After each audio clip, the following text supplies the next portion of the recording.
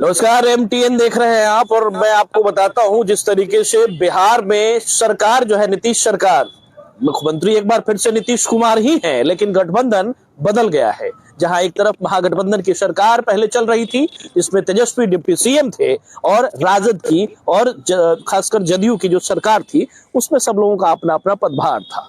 लेकिन अचानक से बिहार में एक ऐसी राजनीतिक तूफान की हलचल महसूस होती है, जिसके बाद भाजपा के साथ वही जदयू और वही नीतीश कुमार जो कहते हैं कि मिट्टी में मिल जाएंगे लेकिन भाजपा में नहीं जाएंगे, वही नीतीश कुमार एक बार सरकार बनाते हैं और साथ में होती है भाजपा की शाह की वो टीम, अमित शाह की, जो अमित शाह मुजफ्फरपुर के पताही में इस बात का दावा करते हैं कि ललन सिंह जो कि राष्ट्रीय अध्यक्ष थे जदयू के, और नीतीश कुमार जो कि मौजूदा अध्यक्ष और बिहार के मुख्यमंत्री हैं, इन दोनों का नाम लेकर उन्होंने सीधा बताया था कि किसी भी तरीके की गलत फहमी में ना रहें। भाजपा के लिए, नीतीश कुमार के लिए और ललन सिंह के लिए भाजपा का जो दरवाजा है, उस दरवाजे पे एक ऐसा ताला लगा है जो हमेशा के लिए बंद कर दिया गया है। आखिर वो ताला का चाबी मिला कैसे? वही नीतीश कुमार जिसको लोग गाली दे, पानी पी पी के गरियाते थे भाजपा वाले, आज उसी भाजपा की गोद में बैठकर नीतीश कुमार एनडीए की सरकार बना चुके हैं। हमारे साथ पत्रकारों की पूरी टीम है, हम राय इनकी बताएंगे कि आखिर ये लोग क्या सोचते हैं इस मुद्दे पर। ये जो सरकार बिहार में बनी है, क्या वाकई बिहार के मतदाताओं का मजाक उड़ाना है, या फिर से बिहार को उसी तरीके से उसी भंवर में धकेलने का प्रयास हो रहा है जहां विचारधारा कहीं ना कहीं पैर के नीचे रौंदी जा रही है। हमारे साथ अकेला है अरविंद अकेला, पत्रकार है, वरिष्ठ पत्रकार है, और पॉलिटिकल चीजों को बड़ा अच्छे तरीके से लेते रहे हमेशा। क्या कहेंगे अकेला जी? देखिए, जिस तरह से वर्तमान में जो सरकार बना है प्रिंस जी, सरकार जो है कई बार उलट फेर हुई, कभी एनडीए की बनी, कभी महागठबंधन का। बिहार में भले विकास की बात हो ना हो, सरकार बदलने की बात जब से हाल का समय आया है और पिछले टर्म से लेकर के इस टर्म में सरकार बदलने की कवायद में ही लोग लगे रहते हैं। बिल्कुल, बिहार की जनता की क्या समस्या है, जो मुद्दे हैं, चुनावी मंच से होता है, लेकिन उस मुद्दे को कहीं नहीं परोसा जाता है नेताओं के माध्यम से।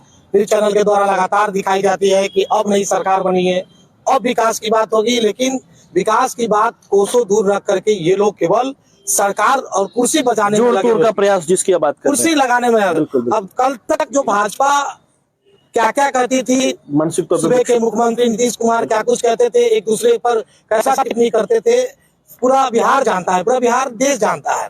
लेकिन आज की कैसे नजर मिला रहे, कल तक एक पगड़ी बांधने वाले भी आज उनके साथ डिप्टी सीएम बनने तैयार हो गए। वो पगड़ी उन्हीं के नाम, उन्हीं के विरोध के लिए बांधा था उन्होंने। और सबसे बड़ी बात जो ये बता रहे हैं कि नीतीश कुमार को मानसिक तौर पे विक्षिप्त बताने वाले, जो सबसे स्ट्रांगली तरीके से, सबसे मजबूती से जो बताते थे, वो भाजपा के प्रदेश अध्यक्ष सम्राट चौधरी थे। और वही सम्राट चौधरी आज नीतीश कुमार का पैर छूते नहीं थक रहे हैं। क्या कहिएगा? देखिए, उस सम्राट चौधरी आप कह रहे हैं कि अयोध्या जाएंगे, वहाँ पगड़ी चढ़ाएंगे, लेकिन भारतीय संस्कृति में कल्चर है, पगड़ी का एक बड़ा सम्मान है। बिल्कुल बिल्कुल। पगड़ी अगर कहीं गिर जाता है तो उस व्यक्ति की अस्तित्व, वो व्यक्ति मरा हुआ सम्मान होता है, और पगड़ी का एक बड़ा सम्मान होता है।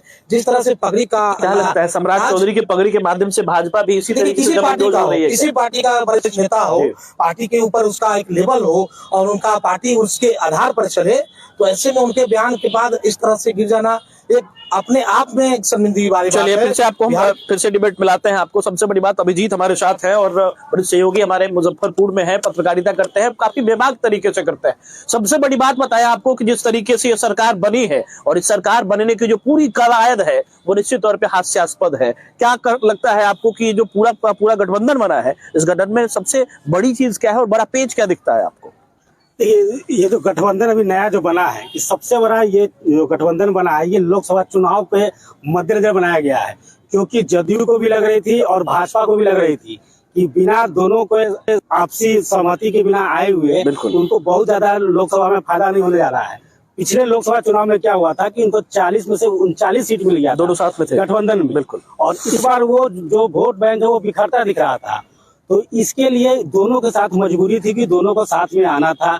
स्क्रिप्ट बहुत पहले लिखा चुका था, बस उसकी फाइनल बाकी थी, ड्राफ्टिंग नहीं हो पाई। ड्राफ्टिंग नहीं हुई थी और वो फाइनल ड्राफ्टिंग लोकसभा चुनाव से अच्छा, पहले एक कर दी सबसे गई। बड़ा सवाल ये है कि इस बार जैसे ही मतलब इस महीने की बात करें, जनवरी में कयासों का बाजार गर्म था। दिसंबर से जनवरी तक लगातार कई बार ऐसे डेट्स आए कि नीतीश कुमार जो है पाला बदल सकते हैं, लेकिन हर बार ये मना किया गया। भाजपा की तरफ से ये बात स्ट्रांगली उठाया गया कि दरवाजे बंद है। नीतीश कुमार की तरफ से इशारा किया गया सरकार बहुत बेहतर चल रहा है। आखिर खटपट की शुरुआत कैसे होती है? इस शुरुआत पूरा आपको इंडिया अलायंस जो आपका गठबंधन बना था या बनाया गया था, जिसके अगुवाई नीतीश कुमार कर रहे थे खुद, तो उनको एक बहुत बड़ा आशा था कि इस इंडिया गठबंधन में उनको एक पद दिया जाएगा, उनके अगुवाई में हो सकता है कि आने वाला लोकसभा चुनाव लड़ा जाए।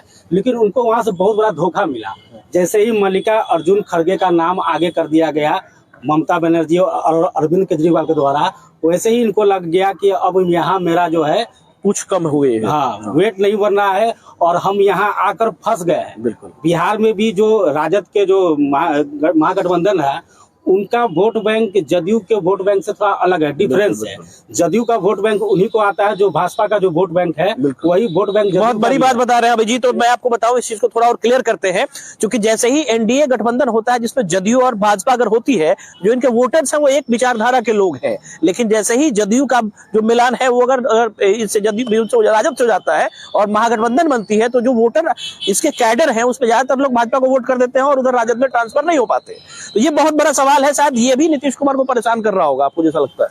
बिल्कुल, आप सही का बोल रहे हैं और यही बात है जो नीतीश कुमार को खाई जा रही थी कि यहाँ भी जा रहे हैं और उधर से भी जा रहे हैं। बिल्कुल। तो दोनों को चीज को बनाने के लिए उनके पास ऑप्शन बस वही था कि जाके भाजपा के साथ मिल जाए, और उन्होंने वही कहा। अच्छा, एक बहुत बड़ा सवाल ये भी है कि नीतीश कुमार बड़े मतलब सौम्य माने जाते हैं, हर चीज पे अपना बयान नहीं देते हैं। नीतीश कुमार के बारे में कही जाती है नीतीश कुमार बहुत ही एक संजीदा राजनेता जिसको आप कह सकते हैं, लेकिन उसके उलट अगर भाजपा की बात करें, इस समय बिहार में जो भाजपा का नेतृत्व है, भाजपा नेतृत्व को अगर आप देखें तो सम्राट चौधरी जैसे लोग हैं जो बेबाक माने जाते हैं, हर समय जो बोलना हो उससे कहीं ज्यादा बोल पाते हैं। विजय सिन्हा की बात करें, आप देखें मतलब मॉनिटरिंग उनकी काफी अच्छी मानी जाती है। लेकिन इस बीच में जो सबसे बड़ी बात है, नीतीश के साथ 2 डिप्टी सीएम, उन दोनों को बना देना, जो सबसे ज्यादा विरोध करते थे नीतीश कुमार का। कैसे देखते हैं, क्या नीतीश कुमार के ऊपर भाजपा जो है एक बड़ा मतलब चाप चढ़ा के रखना चाहती है क्या? बिल्कुल ही, पिछली बार जो भाजपा ने जो गलती किया था कि पिछली बार सरकार में उन्होंने जो 2 उप मुख्यमंत्री बनाया था, उनका बहुत ज्यादा वेट नहीं बन पाया बिहार में, और भाजपा को बहुत ज्यादा आगे ले जाके नहीं ले जा पाए। जो भी काम का क्रेडिट हुआ वो सारा क्रेडिट नीतीश कुमार ही ले गए। तो इसलिए इस बार जो है भाजपा सोच समझ के काम कर रही है और वैसे लोगों को बनाई है जिन पे उनको विश्वास है कि वो जो है भाजपा का वोट बैंक बढ़ाएगी बिहार में। चलिए एक और बड़ा सवाल, सम्राट चौधरी अगर डिप्टी सीएम हो जाते हैं तो लोकसभा का चुनाव आने वाला 2-3 महीने में होने का है, तो वैसे में अकेला सबसे बड़ी बात यह है अरविंद कि ये जो मतलब पार्ट टाइम बीजेपी के जो प्रदेश अध्यक्ष होंगे, जो कि पार्ट टाइम मैं इसीलिए कह रहा हूं क्योंकि ये मतलब एक बड़ी जिम्मेदारी उप मुख्यमंत्री का भी इनके ऊपर होगा, 3-4 विभाग के मालिक भी होंगे ही।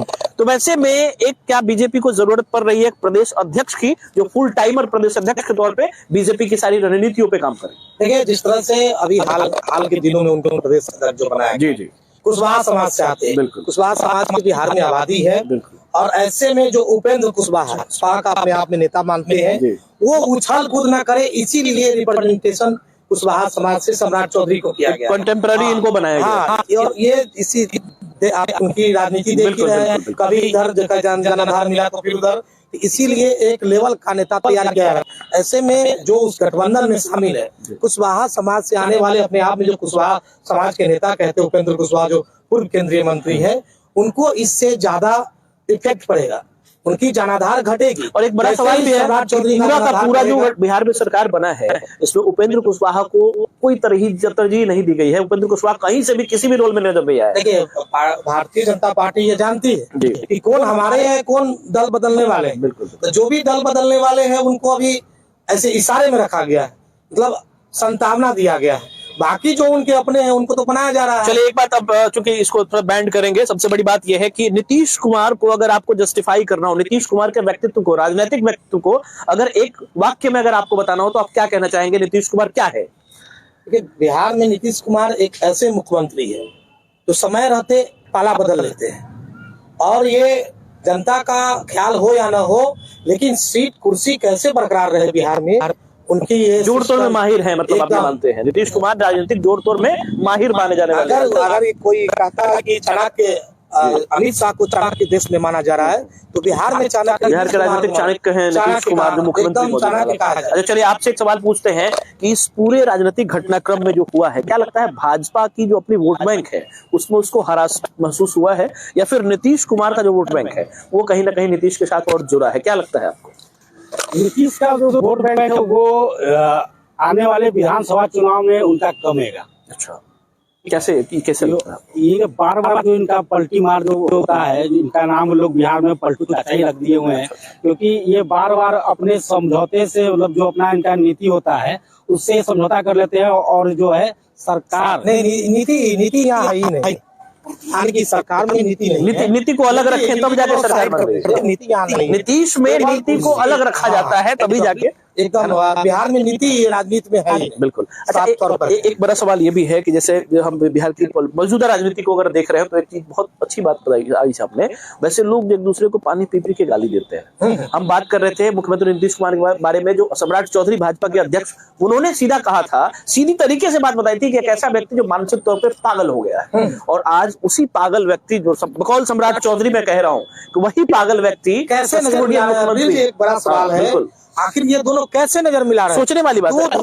बिल्कुल एक दूसरे पर ऐसे आक्रमण से दोनों आक्रमण कर रहे थे, ये अपने पार्टी के लेवल से आक्रमण कर रहे थे, उधर से नीतीश कुमार का कभी कभी जवाब आता था, आज और कैसे आंकड़ा मिला रहे। कल शपथ ग्रहण के बाद उनके गाड़ी में भी दिखे, कैसे ये लोग नजर में आ रहे। सोचने वाली बात है, पार्टी का इन्होंने है लाज शर्म ऐसी जैसे चीज जो है वो राजनीति से अलग रखा होगा। और सबसे बड़ी बात है कि बहुत बड़े जो मतलब लेखक और कवि है उनका विचारधारा ही है कि राजनीति में अगर आपको शर्म आता है तो आप एक बेहतर राजनेता नहीं हो सकते। मतलब राजनेताओं को उन लोगों ने भी उस परिपाटी में ही रखा था जो प्रतिष्ठा, शर्म और इज्जत, हयाई बेहयाई जो है सब चीज को अलग करके आप बेहया हो जाइए, आप अच्छे राजनेता हो सकते हैं। आपको लगता है शायद यही हो रहा है? लगभग यही। जब बिहार में राजनीति आज देखिए किस तरह से, चाहे राष्ट्रीय जनता दल की बात करें, भारतीय जनता पार्टी की बात करें, सारे के सारे पलटू मार हो गए। सारे कभी अपने जीतन राम मांझी के बारे में क्या कहिएगा? जीतन राम मांझी जो देखिए, जीतन राम मांझी के पास भी अगर अस्तित्व अपनी बचानी होती और उनके पास अगर इस तरह का होता, क्या कहते हैं, नैतिकता होता, तो जिस तरह से जो मुख्यमंत्री उनको दलित होने के नाम पर विधानसभा में खड़े होकर के अरे चुप रहिए, मर्यादित उनसे उम्र में आती है, वो भी राज्य के एक बार मुख्यमंत्री रह चुके हमारे राज्य के, और उनके वो भी फिर कह रहे हैं मंत्री पद मांग रहे थे, एक तो मिल भी गया।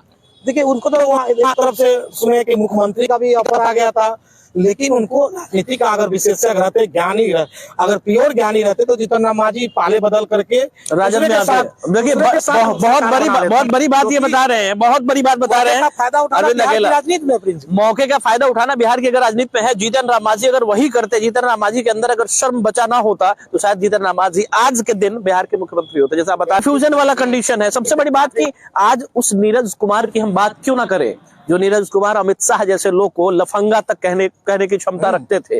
वो नीरज कुमार जब पताही में इनकी रैली थी अमित शाह की, उसके एक दिन पहले मुजफ्फरपुर आते हैं और वो ये सीधा सीधा बताते हैं कि एक ऐसा तरीपार आदमी, एक ऐसा लफंगा आदमी, प्रधानमंत्री के बारे में कहते हैं कि ऐसा आदमी जो अपना डिग्री झूठा दिखाता हो, वो आदमी भाजपा के साथ बिहार में सरकार में है। और वही व्यक्ति, उसी अमित शाह, नरेंद्र मोदी जो प्रधानमंत्री है, उनका स्वागत के लिए पलक पावले बिछाएगा और वो आदमी आगे। ये बात है कि बिहार में जो मौजूदा राजनीति की अगर हम बात करें तो बिहार में मौजूदा राजनीति में विकास और इन जैसे शब्द को जो है कोसों दूर रखना पड़ेगा, क्योंकि बिहार की राजनीति अभी फिर सीधा सीधा राजनीतिक क्रम सजाने में लगी हुई है, जहां हर लोग जो है अपने सारी नीतियों को, नियम को, सारा चीज को ताक पर रखकर और उसके बाद जो है अपना कुर्सी सेट करने में लगे हुए हैं कि अपनी कुर्सी ठीक ठाक सेट हो जाए। अब जो समाजवादी है वो समाजवादी के साथ रहेगा, जो कट्टरवादी है, जो हिंदूवादी जिसका राजनीति है, स्टैंड की राजनीति होगी। अब जो बीच में विकास की बात करेगा उस पार्टी की कहीं कोई जनाधार नहीं होगी, क्योंकि अब स्टैंड की बात होगी। सही बात। या तो वो धर्म के साथ रहेंगे, या तो जो समाजवाद की झंडा लेकर के घूम रहे हैं उनके साथ रहेंगे, वो भी पूरी तरीके से जो है कि नहीं प्रिंस जी? बिल्कुल। जो धर्म के नाम पर अगर वोट देना चाहेंगे, वो धर्म के नाम पर जो पार्टी धर्म पॉलिटिकल स्टैंड जो है वो बदला है, इस चीज को मानना पड़ेगा। विकास की बात अगर कोई बीच में करता है, विकास की बात मिल जाएंगे और बीजेपी साथ नहीं, उसका जिक्र हम लोगों ने किया है। दरअसल नीतीश कुमार नियम और नीति की बात नहीं कर रहे हैं। नियम नीति की बात होती तो नीतीश कुमार जरूर इस बात का जिक्र करते हैं, लेकिन पहले ही हम लोगों ने भी उस चीज को साइड कर दिया है। भारतीय जनता पार्टी जो जदयू को सांसद को टिकट जहां से बंटवारा होगी और मिलेगा, तो उसमें भारतीय जनता पार्टी के लोग उनको वोट नहीं करेंगे, जनता दल यूनाइटेड को। ये साफ तौर पर झलक रहा है, क्योंकि अभी भी जदयू और भाजपा के लोग एक दूसरे से नजर नहीं मिला रहे। भले ऊपरी स्तर के लोग जो है, जो कल तक लगातार कोसते थे मीडिया के माध्यम से, मंचों से, वो लोग नजर मिला लिए। अच्छा, एक बड़ा सवाल है पर नजर मिला इस बीच एक चीज मैं आपको बता रहा हूँ, ध्यान होगा आपको, ज्यादा कुछ दिन नहीं हुआ, 4-5 महीने पहले की घटना है।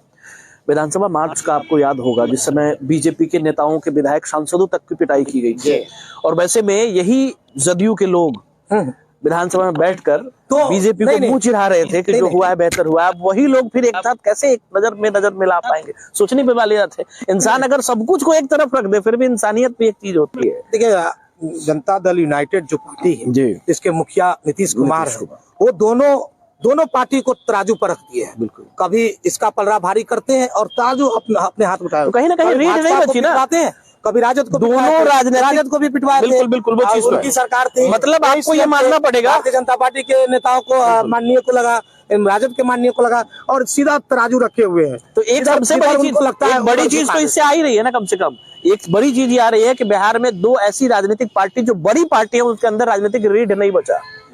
वो अपना हर कुछ जो है नीतीश कुमार को अपने पाले में और सरकार बनाने के लिए निछावर करने के लिए तैयार है, चाहे वो प्रतिष्ठा हो, नीति हो, नियम। आप कह सकते हैं, हम भी है। 2 पार्टी नहीं, छोटी पार्टियों का वजूद नहीं है, 4-5 सीट है। आप 4-5 सीट अगर होगा तो वैसे में आप वहीं जाना पसंद करें जहां कुछ आपको मिल सके। मतलब आपके लिए कंप्रोमाइज करने के लिए थोड़ा बहुत है, लेकिन जो पूरा का पूरा मतलब समझिए कि 75-80 सीट वाले लोग हैं, जिनके बदौलत सरकार बन रही है, जब उनके अंदर रीढ़ नहीं बचे तो आपसे क्या अपेक्षा की जा सकती है? हम जीतन राम मांझी जैसे लोगों से क्या अपेक्षा करें? हम उपेंद्र कुशवाहा से क्या अपेक्षा करें? हम मुकेश सहनी जैसे लोगों से क्या अपेक्षा करें? अपेक्षा की जाती है तेजस्वी और राजद की पार्टी से, अपेक्षा की जाती है भारतीय जनता पार्टी से, जिसका अपना एक मतलब कहीं ना कहीं रुआब है, राजनीतिक रुआब। लेकिन आप जब राजनीति में हर चीज को गिरवी रखने के लिए तैयार है, अब जैसे प्रशांत किशोर भी दावा कर रहे हैं कि लोकसभा चुनाव के बाद एक बार फिर नीतीश कुमार पाला बदल सकते हैं। प्रशांत किशोर को अनुभव है, उन्होंने कहा था, और फिर वो महागठबंधन में जा सकते हैं। तो अब सवाल है कि क्या फिर से महागठबंधन नीतीश कुमार को अपने में सटाएगी? मैं ये आपको दावे के साथ कहता हूं, नीतीश अगर 1 साल में 3 बार अगर सरकार बदलने की कोशिश करे तो उनको हर बार, क्योंकि मैंने पहले ही कहा, बिहार की 2 बड़ी पार्टियां, दोनों में राजनीतिक रीढ़ बची ही नहीं है। नीतीश कुमार 3 दिन के बाद बुला दे राजद को कि हमको सरकार बनाना है, भले वो गाली देने की मुद्रा में होंगे, फिर भी तेजस्वी यादव आएंगे और सरकार बनेगी। फिर सरकार में ऐसे ही इस्तीफा होगा, उसी दिन फिर से शपथ ग्रहण होगा और फिर से मुख्यमंत्री वही रहेंगे, बाकी चीजें बदल जाएंगी। तेजस्वी यादव कुछ नहीं कर पाएंगे। मैं आपको बताता हूं, तेजस्वी यादव दरअसल अभी इतने मजबूर है कि वो कुछ नहीं कर सकेंगे। उन्होंने प्रयास किया था 12 ऐसे विधायकों को जदयू से तोड़ने का, और ये बिल्कुल बागी के सुर में थे, और वो कोशिश कर रहे थे कि वो मुख्यमंत्री हो जाए, लेकिन समय से पहले नीतीश कुमार ने इस पूरी चीज को पकड़ लिया, और उसके बाद जो है ये जो सरकार बनी है, इसके पीछे एक बड़ी वजह है। मैं नहीं बताना चाह रहा था, लेकिन हम इस चीज को बताना पड़ा है। देखिए, सबसे बड़ा सवाल है उसमें, आप जो कह रहे हैं लोकसभा चुनाव के बाद यहाँ जाए, लोकसभा चुनाव के बाद हमारी अगर राजनीतिक विश्लेषण के हिसाब से देखें, अपने राजनीतिक अनुभव के हिसाब से देखें, तो उनके पास कुछ बचा ही नहीं रहेगा। आप देख लीजिएगा, पिछले विधानसभा चुनाव के नतीजे देख लीजिए। जैसे ही जदयू लड़ रही थी, तो किसके इशारे पर माननीय रामविलास जी स्वर्गीय हो गए, उनके पुत्र की पार्टी, यानी कि उनकी पार्टी जो लोजपा है, कैसे खेला कर दिया। 12 ऐसी सीट है जो थोड़ा कम वोटों से राजद के पाले में गया। राजद के इतने बड़े सीट जो आई है, वो लोजपा रामविलास का देन है, और फिर वही खेला होगा। 24 में आप देखिएगा, जनता दल यूनाइटेड के जो प्रत्याशी, भारतीय जनता पार्टी के प्रत्याशी जीत जाएंगे, जनता दल यूनाइटेड भी उनको वोट देगा, भारतीय जनता पार्टी के समर्थक भी वोट देंगे। जैसे ही जनता दल यूनाइटेड के जो उम्मीदवार रहेंगे, उनको भारतीय जनता पार्टी के लोग नहीं वोट देंगे। इसका 2 कारण है, एक पलटी मार है, दूसरा इसलिए नहीं देंगे कि हम इनको अपना वोट देंगे माननीय प्रधानमंत्री नरेंद्र मोदी के नाम पर, वो लोग उनकी सोच होगी, और ये भाग जाएंगे फिर राष्ट्रीय जनता दल के साथ, किसी अन्य दल के साथ। इसीलिए हर हाल में उनकी पार्टी की जो ग्राफ है, अभी जितना गिरा हुआ है उससे और गिरेगा। नीतीश कुमार को नुकसान है। 2024 में जदयू पार्टी खत्म हो जाएगी, वो आप लोग बोल रहे हैं कि खत्म नहीं हो जाएगी। इस दावे में कहीं ना कहीं सच्चा। चिराग पासवान जब विपक्ष में आते हैं तो उनकी जनाधार और मजबूत होगी। जो कोसते थे, जो सूबे के मुख्यमंत्री को लगातार कोसते रहे हैं, अगर वो इधर आ जाते हैं, उनकी विचारधारा जनाधार बढ़ जाएगा, क्योंकि उनका जो स्टैंड था केवल वो मुख्यमंत्री के सवाल नहीं, खिलाफ नहीं, उनके बुद्धे एजेंडे पर वो सवाल उठाते थे। वो हमेशा बिहार के विकास की बात करते रहे हैं, तो गाली देने की बात नहीं। बिहारी विकास का अगर वो इधर आ जाते हैं तो इंडिया गठबंधन मजबूत हो या ना हो, लेकिन उनकी जनाधार बढ़ेगी, ये मान जाता है। एक सबसे बड़ी बात यह भी है कि चिराग पासवान के पास जो है वो प्रदेश में सीट नहीं है, विधायक नहीं है, सांसद है उनके पास, और सांसद लोकसभा के चुनाव से आता है। वैसे में नरेंद्र मोदी और खासकर भाजपा के साथ होने के बाद, क्योंकि रामविलास पासवान की विचारधारा को अगर आप देखें तो एनडीए से बहुत करीब से मतलब होकर गुजरता हुआ विचारधारा है। चिराग पासवान को अगर आप देखें तो हमेशा ऐसा लगता है जैसे एनडीए के एक ऐसे अभिन्न हिस्सा रहे हैं। हमेशा नरेंद्र मोदी उनसे अलग भी रहे, जैसे चाचा उनके पशुपति पारस को तवज्जो दिया, उस समय भी चिराग पासवान भाजपा के खिलाफ कभी नहीं बोले। होने के बाद भी एक चीज तो है, इतना पानी होने के बाद भी अगर वो बीजेपी के खिलाफ बोलने के तैयार नहीं रहते तो आपको एक चीज मानना पड़ेगा, कहीं ना कहीं चिराग पासवान के अंदर आज जो लोकप्रियता देखने को आपको मिल रही है बिहार में, एक अच्छी लोकप्रियता चिराग पासवान ने बटोरा है। इस लोकप्रियता को सीट में अगर कन्वर्ट करना है, क्योंकि 6 सीट अभी भी उनका है, 6 सांसद उनके पास हैं, अगर ये आज पशुपति पारस, याद होगा आपको, सब लोग टूट के चले गए थे, अब फिर से सब लोग वापस जुड़ने की कवायद में लगे हैं कि हम चिराग पासवान की पार्टी से चाचा निस्तानबूद हो रहे हैं राजनीतिक तौर पे।